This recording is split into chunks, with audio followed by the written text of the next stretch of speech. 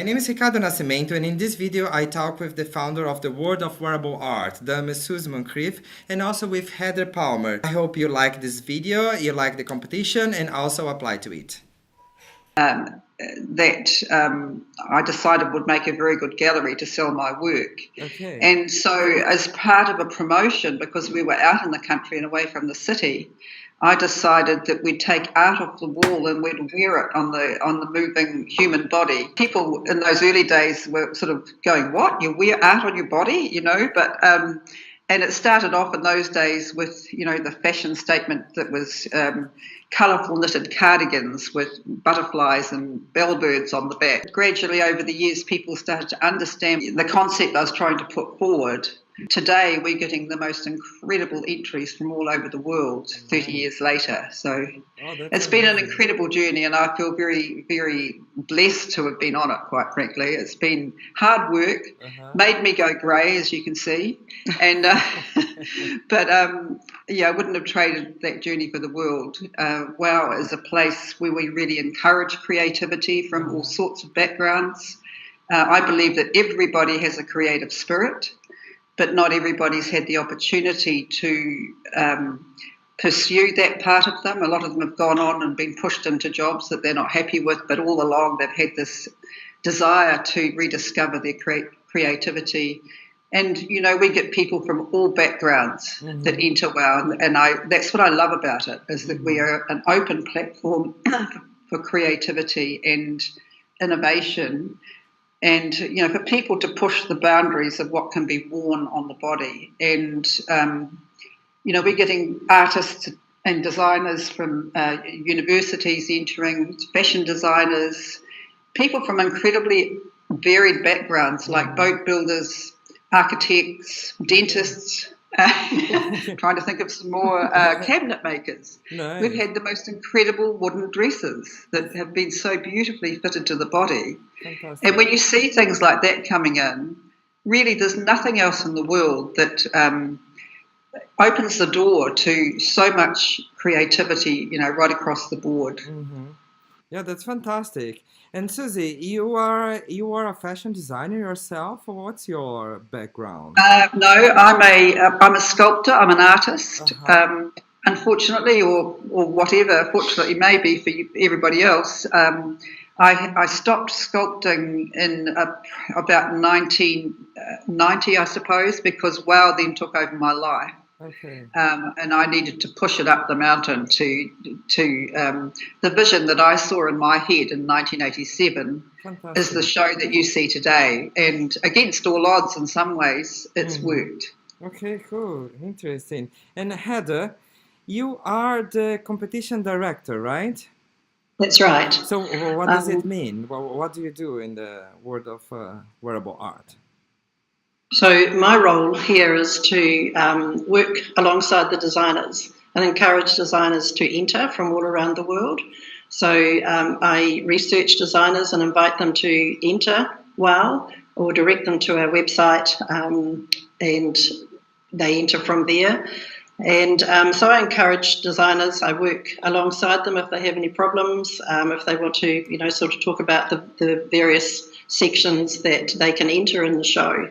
So I become the designer's voice. What a designer can gain by entering the contest? We have internships as part of the prize money, of the prizes, sorry. We have $170,000 worth of prize money is one of the factors why people enter. The other is to gain experience in using different materials.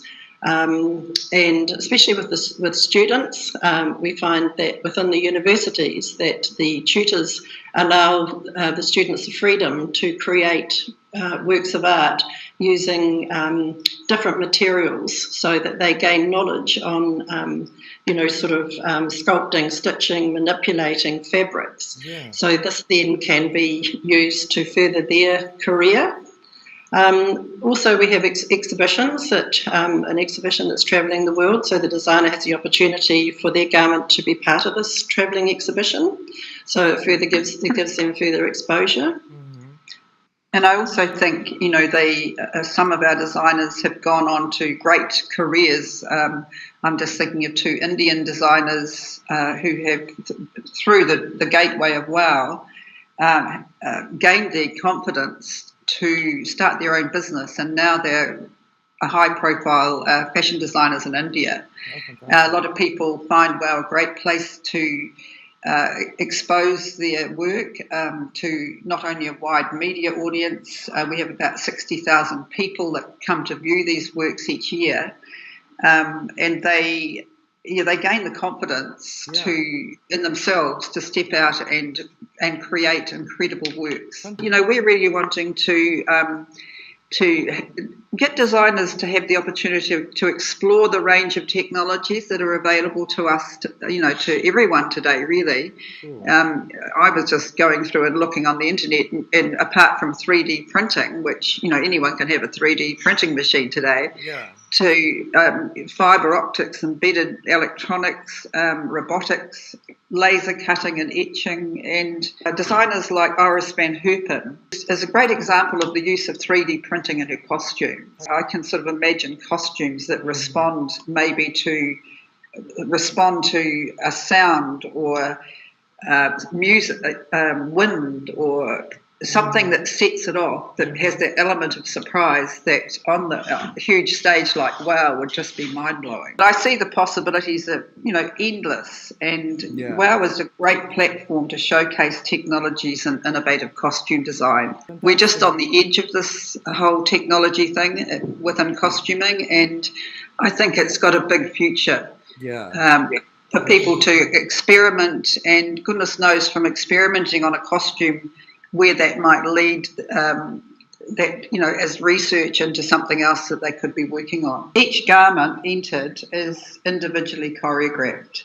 It's not just a strut down a catwalk. This is a big theatrical show where we have huge lighting rigs, big sound systems, dance, drama, and we create. My job is to script the show and find the music score for the show to exhibit these extraordinary works of wearable art. It's a very expensive show to put on, but what a great place to showcase who you are as a designer and an artist. There's nothing else like it in the world. How many people are the public they can see the show? It's in a theatre, right? Around 60,000 people come to the show each year from New Zealand and all over the world. And they're it's a joyful experience for everybody, and like I said, it encourages everyone to think, well, I'm going to give this a go. I'm going to try and enter this incredible creative machine. Freighting your garments, we're very fortunate to have a big international freighting company called Main Freight, because New Zealand is so far away. To freight works to New Zealand can be an expensive exercise. So we're very grateful to Main Freight as a partner with WOW to help get the garments from all over the world to New Zealand. If anyone would like any further information, to contact me, and they could email me at my email address is heather@worldofwearableart.com if they would like any further information on entering the awards. Fantastic. And I also think there's a lot of international artists and designers that already have work that is made, and we have a section in WOW especially for that, which has no thematic boundaries. And so, anyone out there that already has an existing incredible costume, we would love to have it in the show. I work with interactive clothing, since many years, and there's always a problem of things break, for instance. And if a designer sends something all the way to New Zealand and it breaks, how does it work? Do we have a technician team that will take care, or... We do. We have a technician team, of course. One of the criteria for the judges when they're judging the garment is looking at construction, because the garment is, worn many times, and so it has to withstand choreography and wearing. I mean, we look after it. It might just, be a garment you walk in and don't have any other movement. I think also, as part of what we look for in judging is the quality of the construction and work. It has to withstand a number of wearings. There's just not a garment that's walked in. It's choreographed individually. It's also a garment that, if it's selected for the show, then goes on the close scrutiny of, intimate exhibition. So people can get up really close and personal to your costume to see the workmanship and craftsmanship that's been involved in making it. Things can be quite a simple design to something really elaborate, and sometimes less is more in design, as you probably know. So I think it's our designers consider scale, when they're designing their garment and the materials that if they've got something really intricate and embellishment on it, so that can, like as Suzie said, be close-up scrutiny, and but it also has to work on a stage and enhance movement on the body and performance. The materials over the years that designers have created their garments out of, latex is now becoming very popular, creating garments from latex, and 3D printing, obviously, heat distorted fashion, satin, so horsehair we've had one garment last year that was made of 300 metres of hemp, a plant material. Ah, okay. And they've manipulated that and pleated it and made this extraordinary sculptural garment. Okay, we have warbler. Okay. With many different materials, metals and woods and everything. Look at recycling. Look what you can do with the inner tube of a rubber tyre. Look at the rubbish that's lying around you that you can repurpose into something beautiful or magical that can be seen on stage. The world is just so full of rubbish right now. Plastic bags is one that WOW's pretty much not interested in seeing anymore. WOW has a conscience that we want to see people using or repurposing things. Oh, well, thank you very much for your interest in us. We really appreciate, making these wonderful connections, and we look forward to a long journey with you. Yeah, into the fantastic. future. Yeah. Great. Thank you very much. Thank you so much. Very much, Suzie. Bye. And Thank you. hope to see you soon. Okay, Absolutely. bye-bye. All the best. Bye. Bye. I don't know how you switch it off. Ciao.